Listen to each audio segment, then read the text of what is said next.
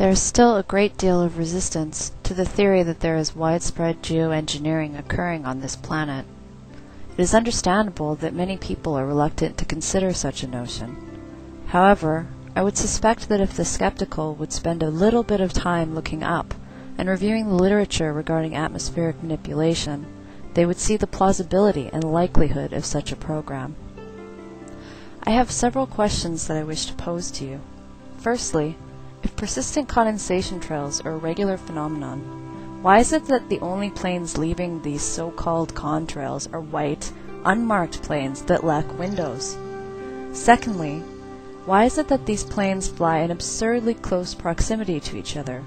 There is a plethora of photographic and video evidence that shows these planes flying much too closely together to be regular commercial craft.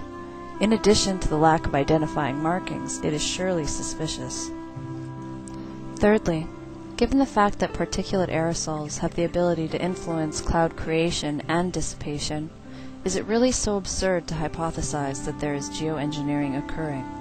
This science has been around for decades, and to reject the possibility seems problematic to me. Fourthly, what about all the legislation that has been passed regarding atmospheric and weather modification? If governments weren't willing to do these things, then why do they have laws and procedures to follow in the case of such experiments? Furthermore, there are numerous patents related to atmospheric heating with technologies such as HAARP. HAARP assists in weather modification, but it also has many more nefarious purposes that need to be discussed openly. Other patents include spraying particulates into the upper atmosphere to reflect solar radiation. The production of powder contrails is also discussed in another patent. Remember, if contrails create clouds, and clouds influence the global climate, why is it so unlikely that scientists would utilize contrails to create artificial cloud cover?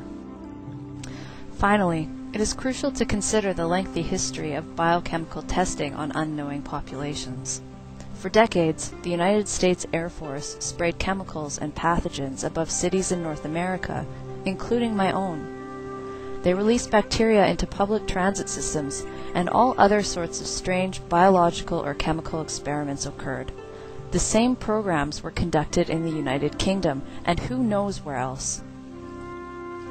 Given this dangerous precedent, it is entirely possible that these sort of programs could be continuing as we speak. The point of this discussion is to assert that we must engage in open, public debate on this critical issue of geoengineering and covert testing on populations. We are already being tested upon in other means, such as genetically modified foods in North America. There is a multitude of bizarre activity occurring on our planet, and our ignorance of such things is what allows them to occur. It is time to join together and start asking questions. We must expose these secret programs, for if we do not, the consequences could be beyond our imagination. Please join the debate, consider all sides, then form your own conclusions. Do not reject something because some person in a position of power called it a hoax or a conspiracy. Thank you. Namaste.